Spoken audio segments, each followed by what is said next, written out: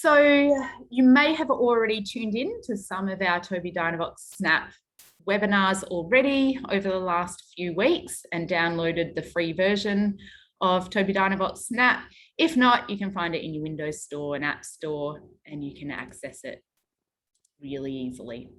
Today, we're focusing just on the Aphasia page set within the software. So we're going to go over the background and talk through some of the features of this page set and who you might use it for.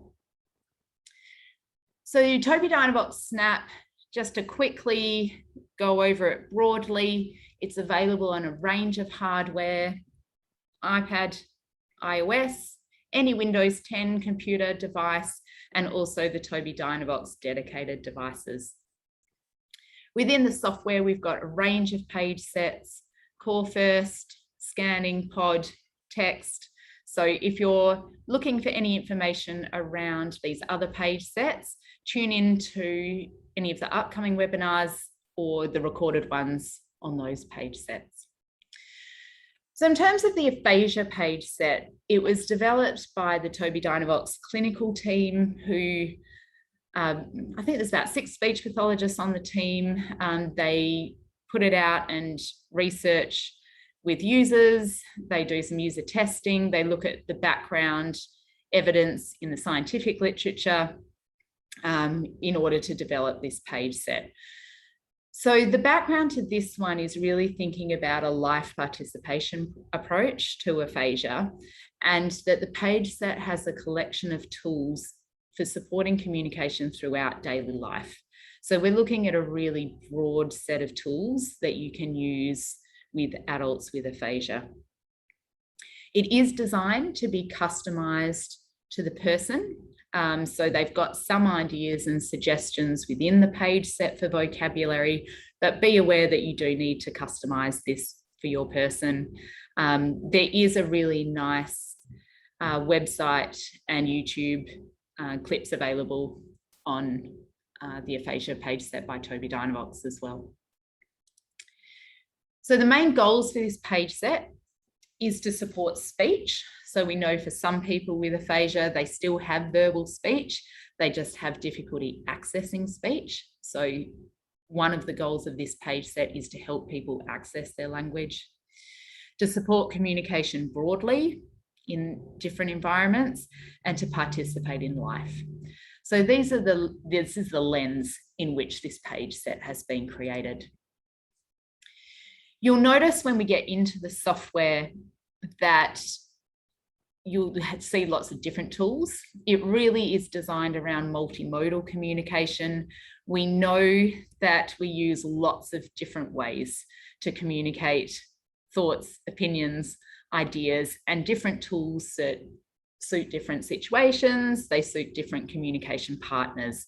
So you'll notice in this page set that there's a collection of tools to support communication, from our more traditional grid-based displays, but also whiteboards and rating scales and photo albums and those kinds of things as well. So in terms of the setup, I'm just going to jump into my Snap software, and I will show you how to set it up when you get into your Snap. So bear with me to share my screen again. Okay, so I've just got it on my usual Tobii Dynavox Snap page set, maybe a core first one, or if I'm using pod. I can create an aphasia user really easily by going up to the settings, to my user tab. Sorry, everyone, I lost my internet. Hopefully everyone can hear me. Again, apologies for that. That was my fault. Hotspotting off my phone. All right, let's get back into it. Can everyone hear me again now? Can someone just put it in the chat, maybe, Paige? Yeah, cool. Sorry, guys. Hopefully that doesn't happen again. All right, let's get back into it. So we are looking at our Tobii Dynavox Snap, and we can create a new user. So when you get to that welcome page, go to Get Started. You can write a name. I'm going to make it Betty, who's using it. And when you get this first panel of do I need symbol support, text only, choose the aphasia stroke option. Select a page set. There's just one available. If you want to be UK vocab or US, no Australian one yet. Choose your voice, same as setting up any other device. And you've got a couple of different grid size options. So a 3x3, a 4x3, and a 6x5. And you probably want to pick one where that person can cope with vision and fine motor wise. And then you click done. And you've created a new user. So this is our aphasia-based page set, which looks quite different to our core first or our pod-based page sets. All right.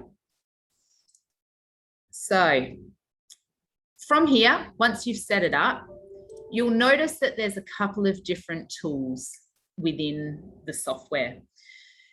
We've got a blue toolbar, which means we can access all these different tools for communication really quickly. And you can change that from the left side to the right side of the screen, whatever suits that person, particularly if they have some motor challenges and things resulting from their stroke or brain injury.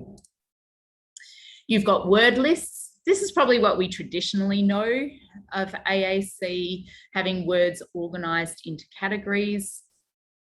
The home page for the aphasia page set defaults to this page. The idea of this is to support users to find and use words. So we would customize it for the user and we can create our own word lists as well. So for example, when we go into our word lists, I'm just going to jump back to my software. You'll notice that maybe you're working with someone who really is struggling with people's names, for example, and they're, I'm talking about, this person, talking around it. You as a communication partner might go, all right, let's go to people. Is it one of these people you're talking about? And you could put their photo in there. You could say, are you talking about your son? Son. Or are you talking about one of your granddaughters? You could add photos in there if you want to. You could add a list of their specific people. So the idea of word lists is to help trigger language. Maybe you're thinking about a topic of conversation. We're talking about pets that we have. And as a communication partner, you might go in and say, I've got a pet at home, animals, I've got a dog. You know, tell me about your pet. You know, maybe having that visual support will help trigger some of that language for someone. You'll notice that the symbols are a little bit different for those that are familiar with more, I guess, traditional AAC systems. You'll notice that they're more contextual symbols. They're what we call the PCS slimline symbols. They're a bit more adult-like. For example, when I go to feelings, you don't have the traditional egghead PCS symbols. You've got, I guess, more live drawing, a bit more context to it, which can sometimes support people with aphasia as well. So you've got word lists. This is that blue panel section down the bottom that I mentioned. We've also got quick fires, again with more adult-based vocabulary, words we use to start, end conversations, maintain conversations. In this section, you've got some vocabulary around personal needs. This might be where you add in, I can see something's wrong, or you need something. Is it one of these? Some vocabulary about aphasia and some communication repair strategies and things as well. So word lists and quick fires are really similar to what we've had before in different AAC systems. Okay. Grid size options we've talked about. Quick fires, And then we've got a whiteboard. So I don't know if anyone's working with people with aphasia that's listening in, and if you're using pen and paper as a strategy at the moment, but sometimes we can really support both receptive and expressive language using drawing and writing and photos. So within the Aphasia Page set, this is that traditional pen and paper strategy that we use, that we've got a whiteboard built in to the software. You can save your whiteboard, so you could go back to that topic of conversation you were having. You can import photos into that whiteboard and really use it as a strategy, as a communication partner, to work together to find that message of what that person wants to say. You can use this whiteboard in other page sets as well. If you like it, you can import it. So my whiteboard's down the side here. I've got different colors, and maybe I'm talking about, oh, what did you do on the weekend? You know, maybe, oh, it was really sunny this weekend. What did you do? Did you, I don't know, head to the park? Maybe you went for a walk with someone. I'm a terrible drawer. You get the idea. You could use it to support that conversation. You can save it and just create a new whiteboard if you want to. Down the bottom here, you can add an image, take a photo. If you're using it on an iPad or a device with an inbuilt camera and photo library, maybe you want to pick a photo from one that's been taken previously. You've got those options available to you. Okay. So whiteboard down the side. And then some of our other tools, we've got topics in a grid-based format. So these are around really specific environments and contexts. So if I was making a phone call, for example, I've got vocabulary specific to that phone call. Within the topics, you'll notice that there's words related to this topic, so phone call words that I might need. And there's also scripts.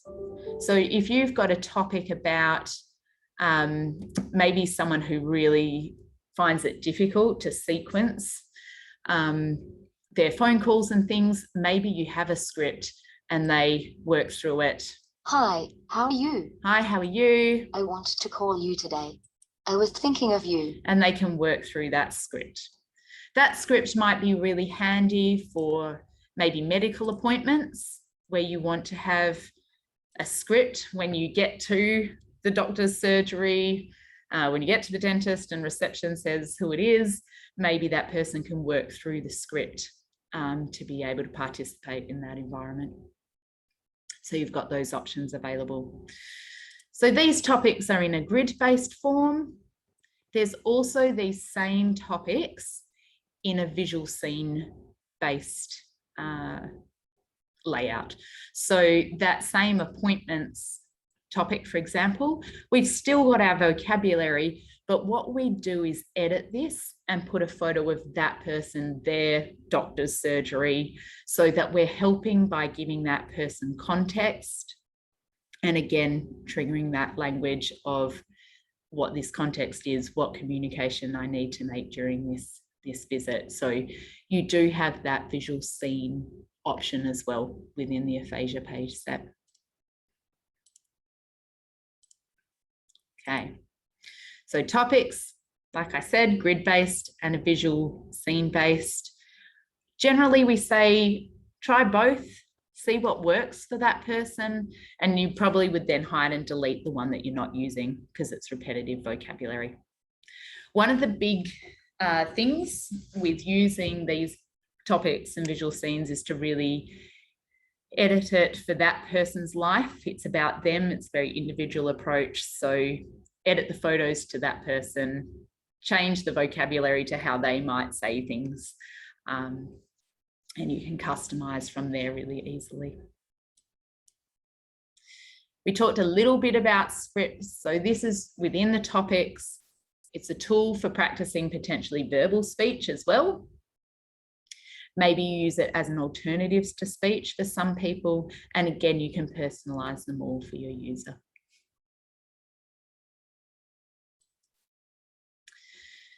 Another tool that's commonly used in this space of a life participation approach to aphasia is rating scales. It's been used for a long time in terms of expressing pain, discomfort, giving opinions. So what Tobii Dynavox have done is build a rating scale into the Aphasia page set as part of that collection of tools to support communication. There's a 3-point scale, 5-point, 10-point, and you can customize it as well.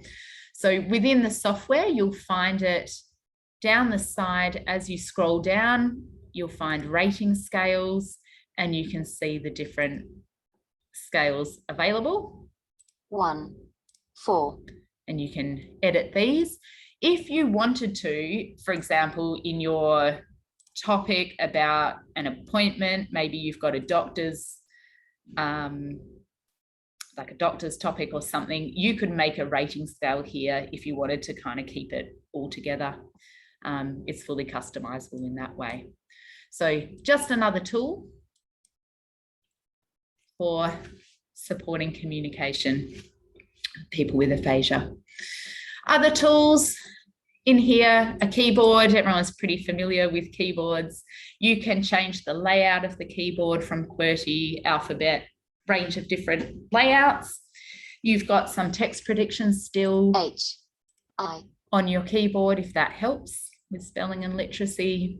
Again, you can turn it off, use it, don't use it as you need to.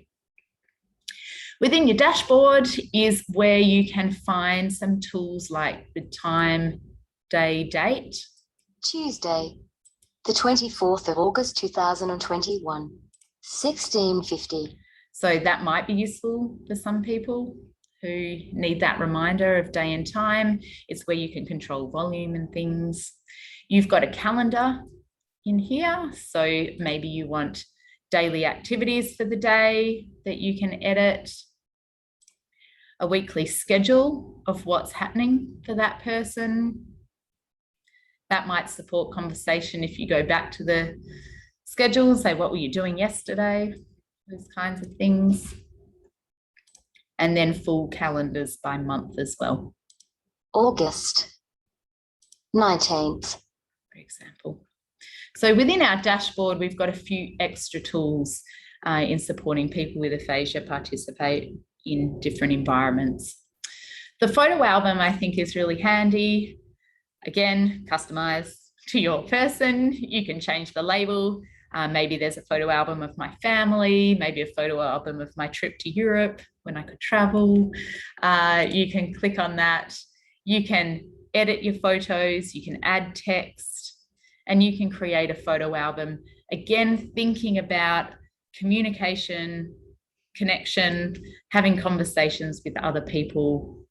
Perhaps a photo album is something that might work for someone who you're working with. So those photo albums are available in the dashboard as well. Okay. Ooh, I can see a question. Hope the internet connection's okay still. Let me know in the chat if not. Good question, Paige. Do calendars need to be manually updated? I think they do. I think it is a manual update. I'd say what will happen in terms of 2023 and things, Tobii Dynavox will put out a page set that you just import in. I'm not sure. I haven't asked them yet how they're doing it, but I'll follow up for you and see.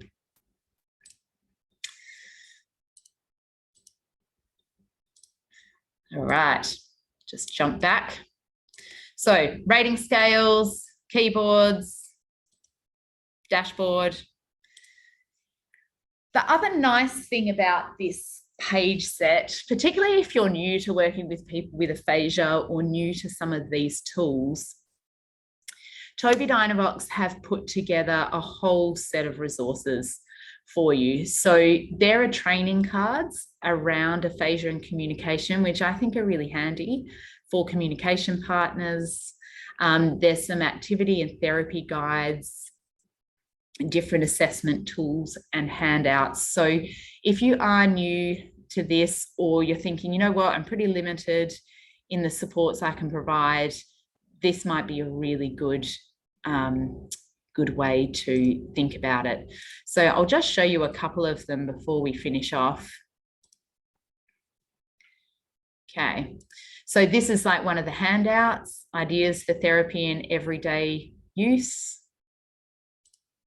Be patient, decrease distractions, those kinds of things.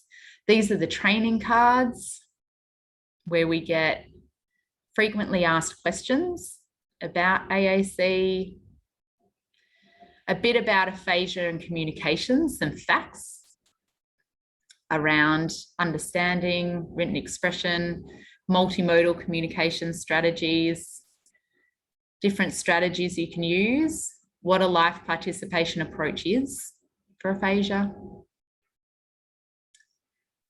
and then kind of how you do editing and the different features. So I think that's a really handy tool available to you, all for free from the Tobii Dynavox website. You do have free trials of this app. So if you want it for your own professional tool bank of resources, or if you've got people who have an iPad, they might want to download it, give it a go, see if it works for them. Like I mentioned, we've got other webinars on the other page sets, so please jump on the Link Assistive website to see all those. And if you've got any questions, if you want to go into more detail for specific clients around this page set, please get in touch with us. That's what the team's here for, so please do. I'm just going to stop the recording